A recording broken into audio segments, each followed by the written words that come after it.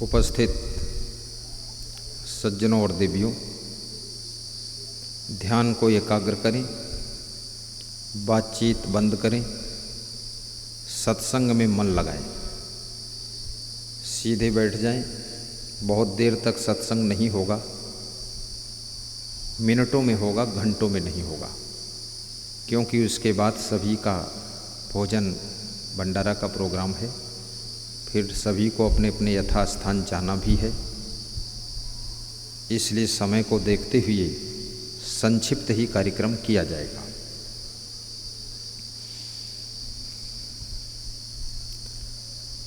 सद्गुरु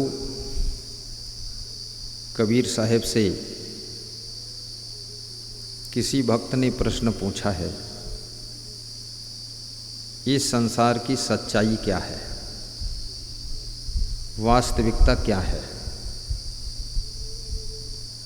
यहाँ क्या अनिवार्य रूप से होता है।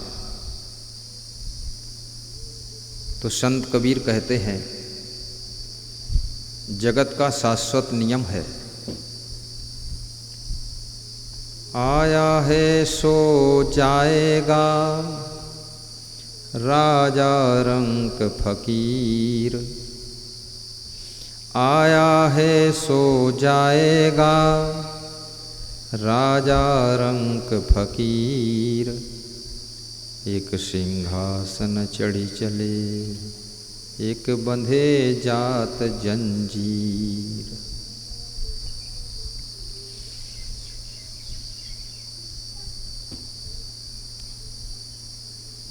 इस संसार को आवागमन का स्थान बताया गया है। विचारक कहते हैं, इस दुनिया के अंदर राजा हो या प्रजा, व्यापारी हो या कर्मचारी, किसान हो या जवान, साधु हो या गृहस्थ, धनी हो या निर्धन,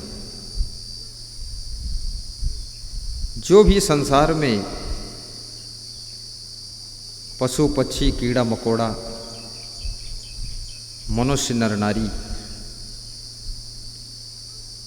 जन्म लेकर आते हैं,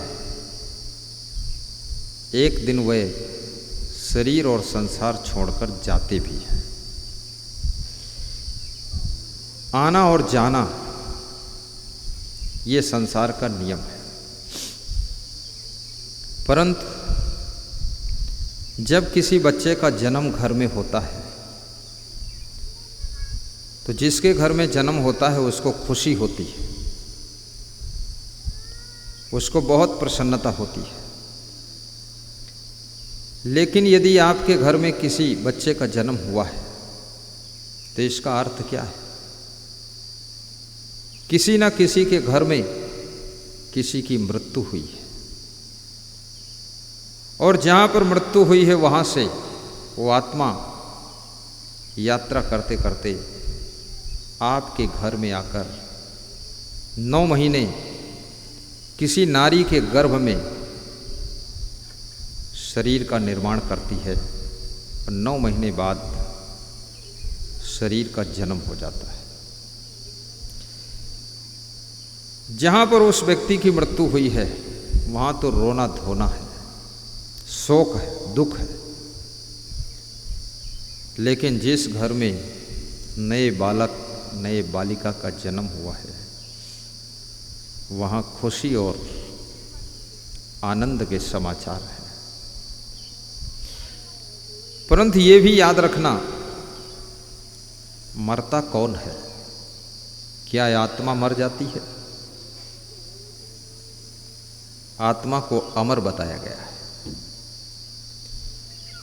जब अर्जुन को श्री कृष्ण भगवान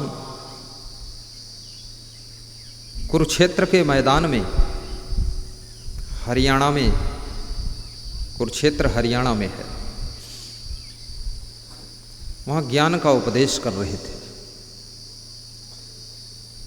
कुरुक्षेत्र में कौरवों की सेनाओं को देखकर अर्जुन के अंदर मोह आ जाता है। अर्जुन धनुष बाण रख करके रथ से नीचे उतरकर बैठ जाते हैं। उस समय गीता का उपदेश 700 श्लोक कृष्ण ने सुनाया।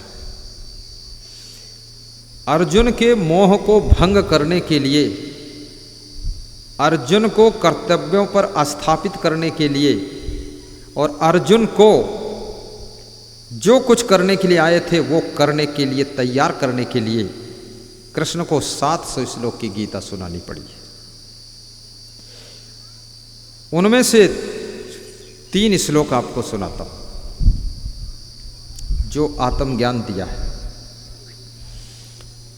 नैनम छिंदंत शस्त्राणि नैनम दहत पावका, न चैनम क्लेदन्त्यापो न शोष्यत मारुता, वासांस जीर्णानि यथा विहाय नवानि गृह्णाति नरोपराणि, तथा शरीराणि विहाय जीर्णानि अन्यानि संयाति नवानि देहि, न जायते मृते कदाचिन नयम भूत्वा भविता वा न भूया, अजो नित्या शास्तो एवं पुराणो न हन्यते हन्यमाने शरीर। श्री कृष्ण क्या कहते हैं? अर्जुन, ये आत्मा ऐसा तत्व है जिसको शस्त्र से छेदन नहीं किया जा सकता है, पानी से भिगोया नहीं जा सकता, हवा से सुखाया नहीं जा सकता, अग्नि में जलाया नहीं जा सकता। अर्जुन कहते हैं, प्रभु ये ऐसा तत्व है तो फिर मृत्यु किसकी होती है? कृष्ण कहते हैं, ना जायते मृते वा कदाचिन नायम भूत्वा भविता व न भूया। ना तो इस आत्म तत्व का जन्म होता है और ना इसकी मृत्यु होती है, ना ऐसा कभी हुआ है, न वर्तमान में होता है, न होगा। अजो नित्या शास्तो एवं पुराणो, ये आत्मा अजन्मा है, शाश्वत है, पुराना है और नित्य है, अविनाशी है। ना हन्यते हन्य माने शरीरे, ये शरीर के नाश होने पर भी इसका विनाश नहीं होता है। शरीर मरता है, क्यों? क्योंकि शरीर ही जन्मता है। और सृष्टि का नियम है, जो जन्म लेता है उसी की मृत्यु होती है। जिसका जन्म नहीं उसका मरण नहीं, और जिसका मरण नहीं उसका जन्म नहीं। जो मिट नहीं सकता वो बन भी नहीं सकता, जो बन सकता हो मिटेगा जरूर। जहाँ संयोग होता है वहीं वियोग होता है। यदि संयोग नहीं है तो वियोग होगा भी नहीं, और वियोग है तो संयोग है, और संयोग है तो वियोग है। मिलन और बिछुड़न का जोड़ा होता है। और ये भी याद रखना, कृष्ण कहते हैं, अर्जुन वासांस जीर्णानि यथा विहाय, जैसे मनुष्य पुराने कपड़ों को त्याग कर देता है, जो जर्जर कपड़े हो गए, फट रहे हैं कपड़े, उनको छोड़ देता है और नए कपड़ों को पहन लेता है। लेकिन कपड़ा पहनने वाला कपड़ा नहीं है, कपड़ा पहनने वाला अलग है, वो कपड़ा खुद नहीं है। तो कृष्ण कहते हैं, जैसे मनुष्य पुराने वस्त्रों को छोड़कर नए वस्त्र धारण करता है, ऐसे ही ये आत्मा एक शरीर को छोड़ करके दूसरे शरीर को धारण करता है, लेकिन इसकी मृत्यु नहीं होती है। आज ये ठीक से अपने मन में बिठा लीजिए। स्वर्गीय श्री वीरेंद्र कुमार वर्मा जी, उनकी शरीर की मृत्यु हुई है, आत्मा की मृत्यु नहीं हुई है। और मिलन हुआ था इसलिए वियोग हुआ है, जन्म हुआ था शरीर का इसलिए मरण हुआ है। जिस समय युधिष्ठिर से यक्ष ने प्रश्न पूछा है कि संसार में सबसे बड़ा आश्चर्य क्या है, युधिष्ठिर कहते हैं, हे यक्ष देवता, अन्य अन्य भूतानि गच्छन्ति हिमालयम शेषः स्थित्वमिच्छन्ति किम आश्चर्यम मता परम। इस संसार में सबसे बड़ा आश्चर्य यही है कि एक आदमी की जब मृत्यु होती है, उसको जो देखने आते हैं और उसको दफनाने आते हैं, उसमें जो सांत्वना प्रदान करने आते हैं, उनको ऐसा लगता है कि ये एक आदमी मर गया है। लेकिन युधिष्ठिर कहते हैं ये सबसे बड़ा आश्चर्य है, एक आदमी की मृत्यु, वो एक आदमी की मृत्यु नहीं है, वो एक आदमी मृत्यु की लाइन में था, उसकी मृत्यु हो गई, अब तुम उस लाइन में एक कदम आगे बढ़ गए हो, तुम भी मृत्यु के निकट जा रहे हो। गच्छन्ति यमालयम, एक एक करके सब यमलोक को पधार रहे हैं, लेकिन शेष जो बचे हैं वह ऐसा सोचते हैं कि हम अभी बहुत दिन यहाँ रहेंगे, सदैव रहेंगे, हम अभी मरने वाले नहीं। ये सबसे बड़ा आश्चर्य है। परंतु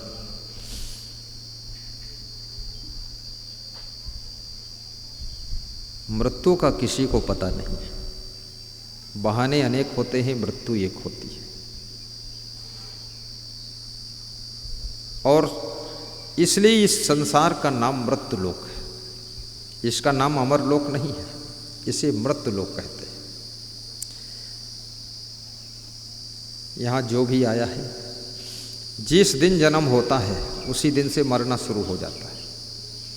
यदि आपको 50 साल की उम्र की पूंजी मिली है, आयु की पूंजी मिली है, जिस दिन तुम जन्म लेते हो उसी दिन से उस पूंजी का एक दिन, दूसरा दिन, तीसरा दिन, चौथा दिन, साल भर, 2 साल, 10 साल क्रमशः खर्च करते चले जाते हो।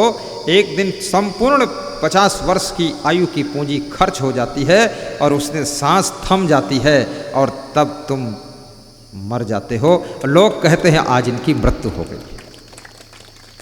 लेकिन सच्चाई ये है कि जिस दिन जन्म हुआ था उसी दिन से मरना प्रारंभ हो गया था, पर वो मरना किसी को दिखाई नहीं देता था। आपके पास में 10 लाख रुपए हैं, आपने खर्च करना शुरू कर दिया है, अब खर्च कर रहे हो, 1000 रोज खर्च कर रहे हो। एक दिन ऐसा आएगा 10 लाख में 1 रुपया नहीं बचेगा, सब खर्च हो जाएंगे। तब लोग कहेंगे अब इसके पास 1 रुपया नहीं बचा है, सब खत्म हो गया। ऐसे ही ये सांसों की पूंजी, आयु की पूंजी हमें आपको मिलती है। ये फिक्स टाइम मिलता है, कौन यहाँ 50 साल रहेगा, कौन 60 साल, कौन 100 साल, कौन 120 साल। और वो पूंजी जब पूरी धीरे धीरे खर्च हो जाती है, वह सांसें सब तुम ले चुकते हो और सारी टाइम उम्र का निकल जाता है, तब एक दिन सांस थम जाती है और लोग कहते हैं आज वह संसार से विदा हो गए। तो ये विदाई जैसे वीरेंद्र कुमार की हुई, पिता श्री महादीन जी की हुई, माता श्रीमती पार्वती देवी की हुई और दादा श्री हरद्वारी लाल जी की हुई, श्री राम नरेश जी की हुई, इनकी सबकी विदाई हुई। आपके भी दादा बाबा दादी सब विदा हो चुके और आप भी अब धीरे धीरे कोई दादा बन गया है, कोई बाबा बन गया है, कोई ससुर बन गया है, कोई बाप बन गया है। अब आप भी कोई बाप बनकर विदा होगा, कोई दादा बनकर विदा होगा, कोई कुछ न बनकर भी विदा हो जाएगा। लेकिन आया है सो जाएगा, राजा रंक फकीर। तो क्या करना चाहिए? जाना तो है, अच्छे कर्म कीजिए। आपके साथ में जाता क्या है?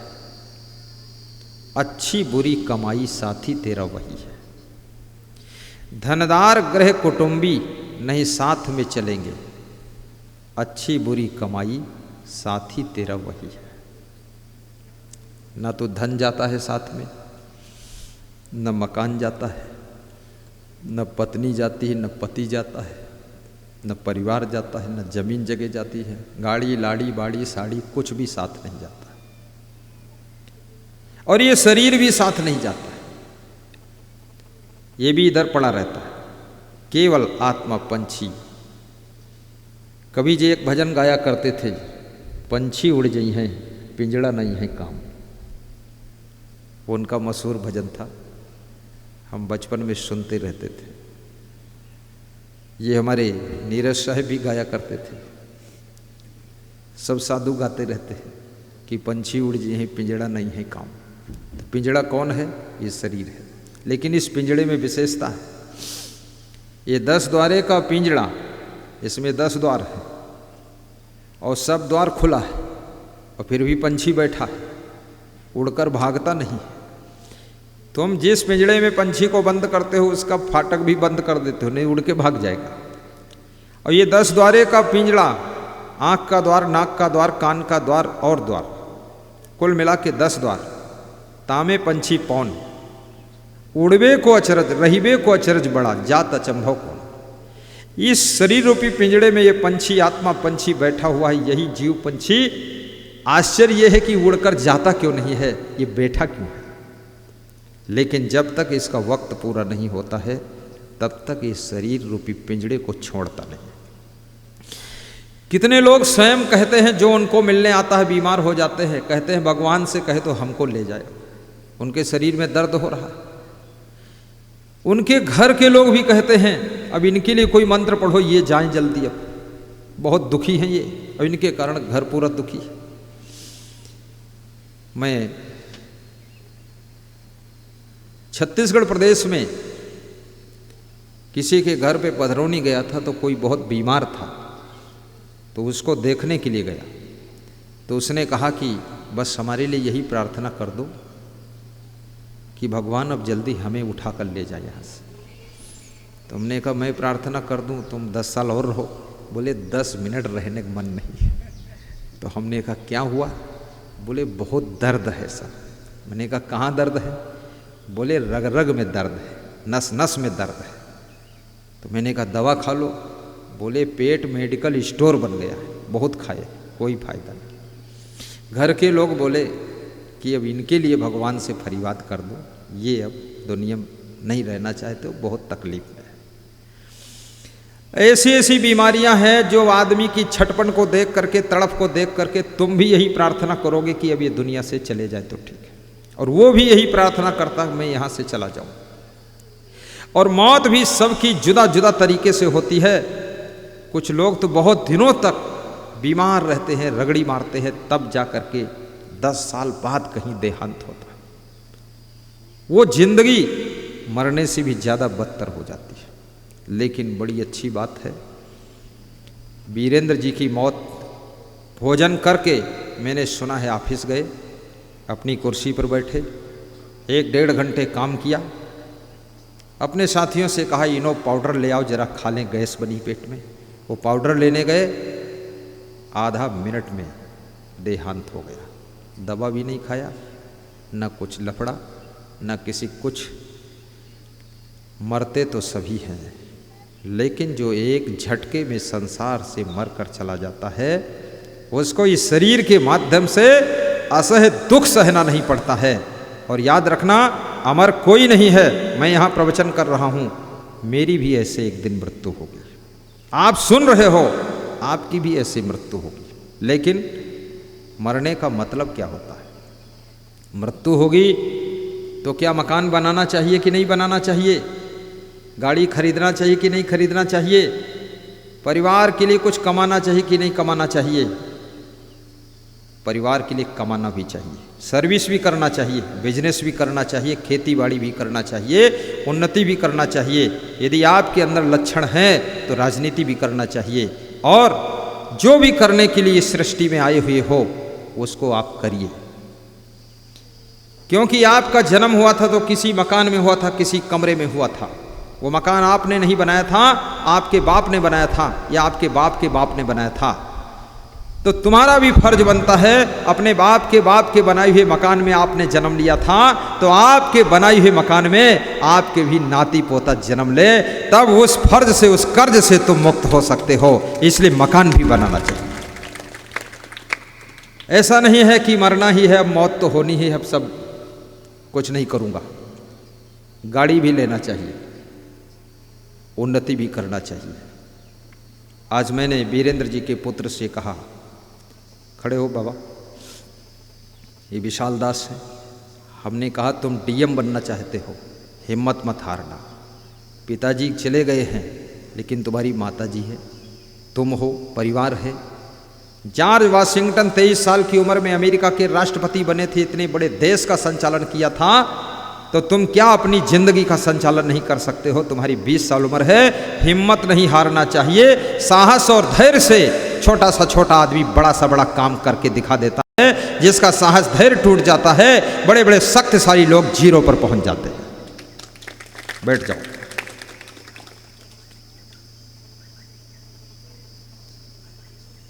आप सभी को मैं शुभ कामना करता हूं। वीरेंद्र जी की दिवंगत आत्मा की शांति के लिए आप सब लोग कामना कीजिए। और आज उनकी फैमिली को सांत्वना देने के लिए आप लोग सब पधारे हुए हैं। जिस दिन अंत्येष्टि संस्कार था, बहुत ज़्यादा लोग एकत्र हुए थे। मुझे तो उम्मीद नहीं थी इतने लोग आ सकेंगे, भारी भीड़ थी। आज 13 का कार्यक्रम है। सब नेमी प्रेमी जन पधारे हुए हैं। सबके लिए भोजन भंडारे का आयोजन है। सुबह जलपान में जलेबी का प्रोग्राम था और अब खीर है, पूड़ी है। हमने आप वाला भोजन नहीं किया हूँ, लेकिन मंगा कर देख लिया हूँ। और 5 प्रकार की सब्जी मिक्स करके एक प्रकार की बनाई गई है। आप ये मत सोचना 5 प्रकार की 5 कटोरी मिलेगी, नहीं, 5 को एक में मिक्स करके एक प्रकार बनाया गया है। बहुत अच्छी है, पूड़ी भी अच्छी है, दूर से देखा हूँ। और हमारे संतों के भंडारे में भी पूड़ी थी, सब्जी थी, और संतों के भंडारे में खीर भी थी। और सभी संत भोग लगा चुके हैं। हमारे गायत्री परिवार से पधारे हुए, लखीमपुर से आए हुए परम भक्त श्री, नाम बताओ, श्री कनौजी लाल वर्मा जी, जो पंडित का रूप धारण कर चुके हैं। वेशभूषा भी पंडित जैसी है, ज्ञान भी पंडित जैसा है, विचार भी पंडित जैसे हैं। और गायत्री परिवार हर कास्ट के लोगों को पंडित बना देता है, ब्राह्मण बना देता है, और वे ब्राह्मणत्व का मंत्र दे देते हैं।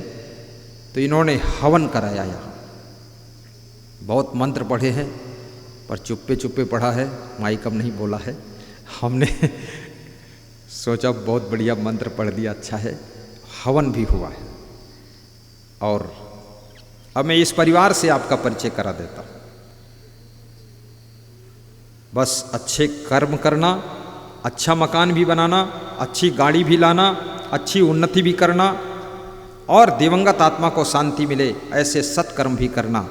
साथ साथ में मांस मछली अंडा नशा शराब जुआ से दूर रहना। इन दुष्कर्मों में प्रवृत्त मत होना। सत्कर्मी बनो, कुकर्मी न बनो। आचरण को भी अच्छा रखना, व्यभिचार वृत्ति में न फंसना। मन चंचलता करे, इसको कंट्रोल रखना, ब्रेक लगाना। और इंद्रियों को भी बस में रखना। याद रखना, जो अपने मन को बस में कर लेता है और इंद्रियों को जीत लेता है, वशात मानम जितात्मना धृत दंडम विकारिषु परिच्छ कारिणम अत्यंत धीरम श्री निर्सेवते यो जिता पंचवर्गेण सहजे नातम कर्षिण आप दस्तस्य वर्धन्ते शुक्ल पक्ष योडुराट। महात्मा विदुर कहते हैं, जिसकी इंद्रियां बस में हैं, जिसका मन कंट्रोल में है, जो गलती करने वालों को यथोचित दंड देना भी जानता है, और जो व्यक्ति सोच परख करके विचार करके ठीक से डिसीजन लेकर के काम का शुभारंभ करता है, और जिसके पास में अत्यंत धैर्य है, धीरज है, कितनी आपत्तियां विपत्तियां दुखों के पहाड़ टूट जाएं, लेकिन फिर भी जिसका मन विचलित नहीं होता है, धैर्य से अपने कर्तव्य के मार्ग पर डटा रहता है, लक्ष्मी उसकी खूब सेवा करती है और वो अपने लक्ष्य को एक दिन जरूर प्राप्त करता है। ये विदुर नीति का श्लोक है जो महाराजा धृतराष्ट्र को सुना रहे थे। तो आया है सो जाए का राजा रंग फकीर, एक सिंहासन चढ़ चले एक बांधे जात जंजीर। एक तो वे लोग हैं जो कोई पुण्य का काम नहीं करते हैं, पाप की जंजीरों में बंद कर जाते हैं। दूसरे वे हैं जो सत्कर्म करते हैं, परोपकार करते हैं, वे पुण्य के सिंहासन पर बैठकर यहाँ से विदाई लेते हैं। तो आप सभी का जीवन सत्कर्म में व्यतीत हो और आप सबके घर में भक्ति पहुँचे, सत्संग की गंगा पहुँचे, और टीवी चैनल में आस्था भजन में रात को 9 बजे आप सत्संग का लाभ ले सकते हैं, उसमें प्रवचन आता है। और मोबाइल की यूट्यूब में हमारा नाम सर्च करोगे 3,500 वीडियो लोड किया है। ये लोड करने वाले महाराज जी सामने खड़े हैं, इनके लिए एक बार ताली बजा दो। ये इलेक्ट्रॉनिक इंजीनियर हैं, ये बहुत ऑलराउंडर। इनका जो माइक सेट है पूरा इलेक्ट्रॉनिक सेट 70 लाख रुपए का है। इतना महंगा सेट रखते हैं, पर जब खुश होते हैं तभी पूरा सेट चलाते हैं, नहीं तो 7,000 वाला चला देते हैं, काम हो गया। ये इलेक्ट्रॉनिक इंजीनियर हैं, कोई वीडियो बिगड़ जाए, कोई मशीन बिगड़ जाए, अपने आप खोलकर बना देते हैं। नया कंप्यूटर भी असेंबल्ड करते हैं। ये छत्तीसगढ़ के मूल निवासी, और सिलाई भी कर लेते हैं, और ट्रक भी स्वयं चलाते हैं, और बस भी चलाते हैं, और भोजन बहुत अच्छा बनाते हैं, पकौड़ी टाप की बनाते हैं, और नमक मिर्च मसाला खूब बनाते हैं, और सब्जी बहुत अच्छी उगाते हैं। अभी इन्होंने सब्जी भी उगाई है, और प्रवचन भी अच्छा करते हैं, और इनको धर्माधिकारी का भी स्थान दिया गया। सब कार्य करने में कुशल। और हमारे पीछे बैठे हैं प्रवीण दास जी, आइए। परमित कुमार आप भी आइए। कौन? घनश्याम आइए। हिमांशु जी आइए, आगे आ जाओ। ये शर्मिला क्यों स्वभाव है? आदमी को शर्माना नहीं चाहिए। ये है परमित जी, श्री राम हॉस्पिटल उदयपुर में, गोला रोड पर इनका श्री राम हॉस्पिटल है। खड़े होइए आप। ये संतोष देवी के पुत्र हैं, खड़े हो संतोष देवी। ये छोटी बहन है, इनके पुत्र हैं। ये शिव पूजन की बहन है। बहुत बड़ा हॉस्पिटल खोल दिया इन्होंने। ये भी डॉक्टर है, फार्मासिस्ट, क्या फार्मासिस्ट डिग्री है इनकी। बहुत होशियार बड़ा लड़का है। और है एक हिमांशु, कहाँ है? ठीक, हिमांशु हिमालय पर। और ये घनश्याम, खड़े हो। ये घनश्याम संवरिया मेरे, ये घनश्याम जी हैं। इनका भी बहुत प्रेम था वीरेंद्र से, उसी सांत्वना में आए हुए हैं लखीमपुर से। और ये बाबा जी कहाँ गए? छोटे बाबा, हाँ ये आ जाओ, ऊपर आ जाओ। ये छोटे बाबा हैं। देखन में छोटे लगे घाव करें गंभीर। ये प्रवचन भी बहुत अच्छा करते हैं। ये कार भी चलाते हैं और बस भी चलाते हैं, और भोजन भी टाप का बनाते हैं, और मन संचालन भी करते हैं। और कोई गलती करे तो डपटते भी बहुत हैं और दौड़ते भी बहुत हैं। जब इनकी ड्यूटी भक्तों के यहाँ लगती है तो भक्तों से कहते हैं दौड़ खाओ तुम, तो भगत कहा तुम्हारे हत्ता हम न दौड़ पाई बाबा। तो कहा लेट हो रहा, तुम ढीले आदमी हो, कैसे भगत हो, भागो कस के। ये बहुत ज़्यादा दौड़ते हैं, बहुत श्रद्धा इनकी है। और साथ में 8 साल के थे तब आए थे। अब करीब इनकी उम्र 25-26 साल हो गई है। इनकी लंबाई तो बढ़ी नहीं बिल्कुल, चौड़ाई थोड़ा बढ़ी, और बुद्धि बचपन से ही बड़ी कुशाग्र थी, और बुद्धिमान व्यक्ति है। आशीर्वाद। बैठिए बाबा जी। ये श्री गुरसाह साहब जी हैं। आइए साहब, खड़े वहीं खड़े हो, गिर जाओगे यहाँ, तखत वखत ज़्यादा। हाँ यहीं से। ये गुरसाह साहब जी लखीमपुर में आश्रम है, महाराजगंज में, वहाँ विराजते हैं। मुझे भी ले गए थे वहाँ, और मैंने वहाँ संकल्प लिया था कुछ देने का, टीन सेट। अभी नहीं दे पाया हूँ। वो कह रहे थे हम कह नहीं पाते आपको, और आप बोल गए थे तो आप भूल गए, और हम फिर बोले कहूँगा नहीं, तो हमने कहा अब दे दूँगा आपको। इनके यहाँ टीन सेट हमको डलवाना है साहिब जी के यहाँ। बैठिए साहब, बहुत प्रेमी संत, ताली बजा दो। हाँ बैठिए। ये श्री संतोष साहब जी हैं, जो कि ये पड़ोस घर में रहते हैं। ये भी महात्मा हैं। हाँ ये खड़े हो सर। बहुत प्रेम है, स्नेह में प्रणाम करता हूँ आपको। बहुत प्रेम, स्नेह और सरल संत है। बहुत भ्रमण किया है इन्होंने अनेक गाँव में। अब कमज़ोर हो गए इसलिए एक जगह रह लेते हैं।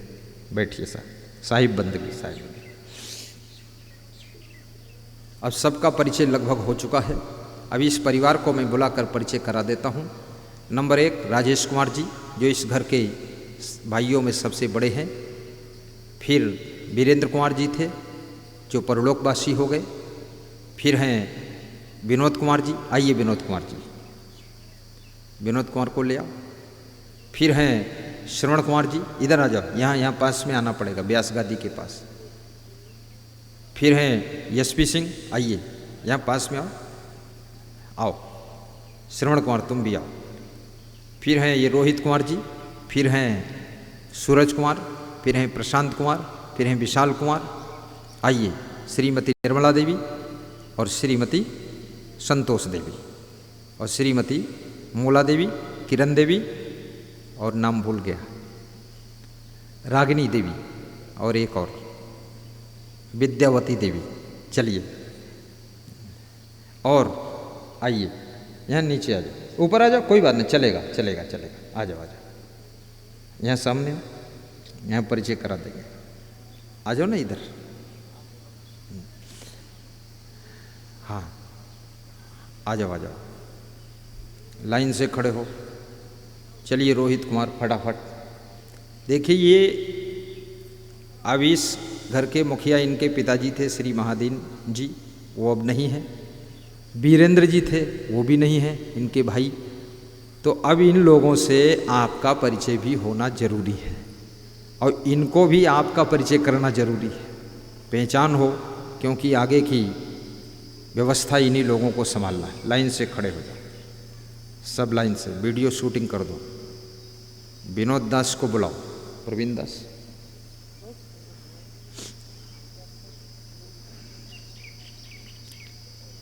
बहुत सुंदर। ये जिसका मैं नाम लूँगा वो हाथ जोड़ करके साहिब बंदगी बोलेंगे तो पहचान हो जाएगी। श्री राजेश कुमार जी, ये इस घर के सबसे बड़े भाई। उधर उधर, हाँ इधर भी करो, उधर भी सबको प्रणाम करो। हाँ तुम लोगों को प्रणाम करेंगे। श्री श्रवण कुमार जी, हाँ प्रणाम करो, कहो साहिब बंदगी। हमारी तरफ मुड़ के भी करो, व्यास गादी और साहिब, सब तरफ ऐसे करके घूम जाए करो। एसपी सिंह जी घूम जाओ, साहिब बंदगी, ठीक। ये सबसे छोटे हैं एसपी सिंह, नाम है शिवपूजन, पर मैंने इनको शार्ट में एसपी सिंह बोल दिया। और ये हैं रोहित, ये श्री राजेश कुमार के बड़े सुपुत्र रोहित जी। और सूरज जी कहाँ? सूरज। और ये हैं विशाल जी, जिनके पिताजी का देहांत हुआ है। विशाल जी ये इलेक्ट्रिक डिप्लोमा कर रहे हैं, इंजीनियरिंग कोर्स, और डीएम बनने की इनकी ख्वाब है। सब लोग इनको आशीर्वाद देना, ये डीएम बन जाएगा। इस गांव का एक लड़का, गांव का भी नाम होगा, और लखीमपुर से पढ़ रहा तो सीतापुर डीएम बनकर आ जाएगा, और सीतापुर का होगा तो लखीमपुर आ जाएगा, और पड़ोस ज़िले में तो हम ट्रांसफ़र करा के ले आएंगे, हम भी थोड़ी ताकत लगा देंगे फिर ये डीएम बन जाए। और वो बेटी क्या नाम, वर्षा रानी, ममता, दोनों आ जाओ।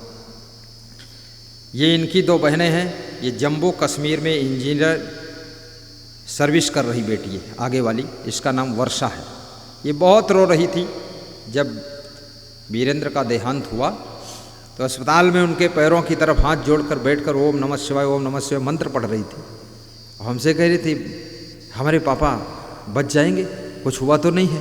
हमने कहा कुछ नहीं हुआ है, तुम मंत्र मत पढ़ो, मैं महामंत्र पढ़ दूँगी। तो उसको तसल्ली हुई। हाथ जोड़ो वर्षा रानी। ये है वीरेंद्र ने अपने बच्चों को हायर एजुकेशन प्रदान करने की बड़ी कोशिश किया था।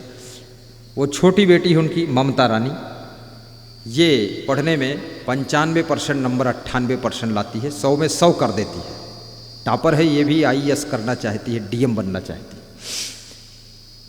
ये इनके वीरेंद्र से, ये छोटे भाई हैं वीरेंद्र से छोटे नंबर पर, विनोद जी। ये केमिस्ट्री लेक्चरर हैं, एमएससी भी हैं, एमए भी हैं, एमबीए कोर्स भी है। तो इनका एक्सीडेंट हो गया था, इसलिए 2-3 महीने हॉस्पिटल रहे, अब 2 महीने से यहाँ रेस्ट कर रहे हैं। और ये बहुत पढ़े लिखे आदमी, हाथ जोड़ो बेटा। ये बहुत, ये तो इंग्लिश में ही बोलते हैं, ये तो हम बहुत कहते तब हिंदी बोलते हैं, इंग्लिश सिवाय बहुत एजुकेशन हाई। और पांडिचेरी तक इन्होंने सर्विस भी किया है, पांडिचेरी में टॉपर प्रोफेसर। और ये है कौन बचा, बड़ी बहन, वीरेंद्र की बड़ी बहन निर्मला देवी, हाथ जोड़ो। ये महामदपुर गांव के मूल निवासी हैं और राजापुर में इस समय लखीमपुर रहते हैं। इनके पति जी शुगर मिल हर गांव में सर्विस करते थे, रिटायर हो गए। ये संतोष देवी, हाँ हाथ जोड़ो, सबको झुक कर करो साहिब बंदगी। ये उदयपुर जो लखीमपुर के पास में है, सिटी में जुड़ा हुआ, वहाँ पर इनका मूल घर है। और साथ में ये वीरेंद्र की छोटी बहन है। और इन्होंने श्री राम हॉस्पिटल के नाम से एक हॉस्पिटल बड़ा बनाया है, 2 मंजिल का, उसको संचालित कर रही हैं। किराना स्टोर भी इनके पास है और वहाँ जगह भी बहुत है इनके पास। और ये हैं श्रीमती मूला देवी, ये राजेश की धर्मपत्नी है, रोहित की माँ, इस घर की बड़ी बहू। और ये है श्रीमती विद्यावती देवी, हाथ जोड़ो, कहो साहिब बंदगी। ये जो है श्रवण कुमार की पत्नी है। और ये है श्रीमती रागिनी देवी, ये छोटे वाले एसपी सिंह की पत्नी है। रागिनी देवी बंदगी करो हाथ जोड़ के। सबका हो गया ना परिचय, कोई बचा तो नहीं। किरण देवी जो वीरेंद्र कुमार की पत्नी है, किरण देवी, ये भी ग्रेजुएट है, ग्रेजुएट है ना, ग्रेजुएट है, बहुत समझदार है। और इनका घर लखीमपुर में है, इस घर की ये बहू है। किरण देवी हाथ जोड़कर कहो साहिब बंदगी, साहिब। अब इनके जो चचेरे भाई हैं शिवपाल सिंह, अवधेश सिंह और हमारे धनपत्री जी, बराती लाल जी, मनमोहन जी, ये लोग आ जाए यहाँ जल्दी से, फटाफट आइए, फट से लाइन में खड़े हो जाओ सबका। नहीं तुम खड़े रहो, क्यों चलेगी, महिला खड़े रहो, एक साथ फोटो आ जाएगा। आ जाओ आ जाओ, चलो संतोष देवी इधर आ जाओ। हाँ आइए, अभी नहीं, जब आज्ञा होगी तभी जाना, शर्माना नहीं चाहिए। ये हैं जो एसपी सिंह के पड़ोस खड़े हैं, शिवपाल सिंह हैं, ये एसपी सिंह के चचेरे बड़े भाई हैं और इनका ये घर है। और ये हैं अवधेश सिंह, उनके छोटे भाई हैं, ये भी चचेरे भाई इन लोगों के। ये हैं धनपाल सिंह, धनपाल है ना, इनका ये घर है इधर, ये भी इनके चचेरे भाई हैं। और बाराती लाल और मनमोहन वो भी 2 कोसी कार्य में लगे हुए। और इनका चचेरा परिवार है सुखदेव सिंह, चलो जल्दी आ जाओ। और छैल बिहारी, नन्हा, रामहेत, और आ जाओ बच्चे भी, राम कुमार और विजय, और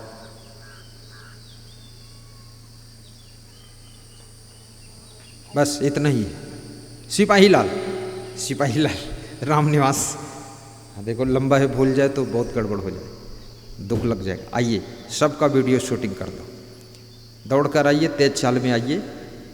हाँ ये हैं राम निवास जी, ये भी इंजीनियर हैं, इनका वेतन 70,000 रुपये महीने है। कहाँ है इंजीनियर, गाजियाबाद में है। अब 90,000 वेतन होने जा रहा है इनका।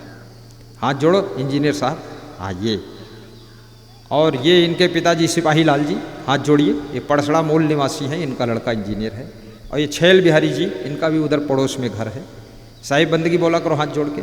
और ये इनके बच्चे हैं छैल बिहारी के, हाथ जोड़ के साहिब बंदगी। नाम बोलो अपना, क्या नाम बच्चे, राम सागर और राजेश जी, धन्यवाद। और तुम्हारा नाम राम बरन जी, छैल बिहारी के लड़के हैं वो, हाँ ठीक है। और ये सुखदेव जी हैं, सुखदेव जी साहिब बंदगी, ठीक। ये लगभग मैंने पूरी फैमिली का परिचय आपको करा दिया है। अब तुम सब लोग अंजलि बांध करके और व्यास गादी की ओर मुड़ करके और बैठ करके साहिब बंदगी करो। मुड़ जाओ इधर व्यास गादी की ओर, बैठ करके कहो साहिब बंदगी। हाँ तो तुम खड़े खड़े करो, साहिब बंदगी, साहिब, जोर से बोलो लोग सुने, साहिब बंदगी। अब उधर मुड़ के कर लो सबको साहिब बंदगी, साहिब बंदगी। तुम लोग भी बोल दो इनको साहिब बंदगी, साहिब। जय सिया राम भी बोल दो। चलो अब जाइए अपने अपने स्थान पर बैठ जाइए, फटाफट बैठ जाइए, आगे ही बैठ जाओ, पीछे मत जाओ, आगे भी खाली जगह है, बैठ जाओ, ये भर जाएगा तो वीडियो शूटिंग अच्छी हो जाएगी। सबको शुभ कामना करते हुए साहस, धैर्य, सहानुभूति के साथ में अपनी जिंदगी को जीना चाहिए। कभी घबराना नहीं चाहिए। समय हमेशा एक जैसा नहीं रहता है, अनुकूलता प्रतिकूलता बनी रहती है। कभी कुछ खो जाता है, कभी कुछ विशेष मिल भी जाता है, कभी कोई आपके बीच से बिछुड़ जाता है और कभी नई आत्मा आकर के आपके साथ जुड़ जाती है। और जितने लोग यहाँ पधारे हुए हैं सभी को मैं शुभकामना करता हूँ और इस सत्संग को विराम की ओर मैं लेकर अब जा रहा हूँ, क्योंकि आप सभी के लिए मुझे संकेत में सूचना मिल गई है, भोजन भंडारा तैयार है। इनको शांत करो, आवाज़ मत करें बच्चे। जो बच्चा आवाज़ करेगा ऐसा मंत्र बोलेंगे, लड़का होगा तो लड़की बन जाएगा और लड़की है तो लड़का हो जाएगा और जवान है तो बूढ़ा हो जाएगा। इनको समझाओ, नागा बाबा घूम रहे हैं, साहेब बंदे हैं। मनमोहन, मनमोहन का पुत्र है नागा बाबा, साहिब बंदगी। अब एक भजन सुनाता हूँ छोटा सा। दुख में मत घबराना पंछी हो, दुख में मत घबराना पंछी, यह जग दुख का मेला है, यह जग दुख का मेला है। सब लोग दोहराइए थोड़ा। दुख में मत घबराना पंछी, दुख में मत घबराना पंछी, यह जग दुख का मेला है, यह जग दुख का मेला है। चाहे भीड़ बहुत अंबर पर, अंबर माने क्या होता है? अंबर माने आकाश। आकाश में चाहे जितनी चिड़ियों की भीड़ हो, करोड़ों चिड़ियां हो, लेकिन हर चिड़िया को अपने अपने पंखों की ताकत से ही उड़ना पड़ता है। दूसरे के पंख तीसरी चिड़िया के काम नहीं आते। चाहे भीड़ बहुत अंबर पर, उड़ना तुझे अकेला है, उड़ना तुझे अकेला है। नन्हे कोमल पंख ये तेरे हो, नन्हे कोमल पंख ये तेरे, और गगन की ये दूरी, और गगन की ये दूरी। बैठ गया तो होगी कैसे, बैठ गया तो होगी कैसे, मन की अभिलाषा पूरी, मन की अभिलाषा पूरी। उसका नाम अमर है जग में, उसका नाम अमर है जग में, जिसने संकट झेला है, जिसने संकट झेला है। दुख में मत घबराना पंछी, दुख में मत घबराना पंछी, यह जग दुख का मेला है, यह जग दुख का मेला है। चाहे भीड़ बहुत अंबर पर, चाहे भीड़ बहुत अंबर पर, उड़ना तुझे अकेला है, उड़ना तुझे अकेला है। जब तक सूरज आसमान पर, बढ़ता चल तू चलता चल। जब तक सूरज आसमान पर, बढ़ता चल तू चलता चल। घिर जाएगा अंधकार जब, घिर जाएगा अंधकार जब, बड़ा कठिन होगा पल पल, बड़ा कठिन होगा पल पल। किसे पता क्या उड़ चलने का, किसे पता क्या उड़ चलने का, आ जाता कब बेला है, आ जाता कब बेला है। दुख में मत घबराना पंछी हो, दुख में मत घबराना पंछी, यह जग दुख का मेला है, यह जग दुख का मेला है। चाहे भीड़ बहुत अंबर पर, चाहे भीड़ बहुत अंबर पर, उड़ना तुझे अकेला है, उड़ना तुझे अकेला है, उड़ना तुझे अकेला है। बोलिए सद्गुरु भगवान की जय।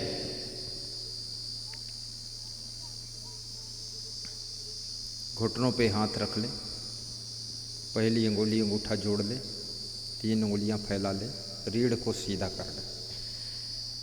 1 मिनट इष्ट देव का ध्यान करें और वीरेंद्र कुमार की दिवंगत आत्मा की शांति के लिए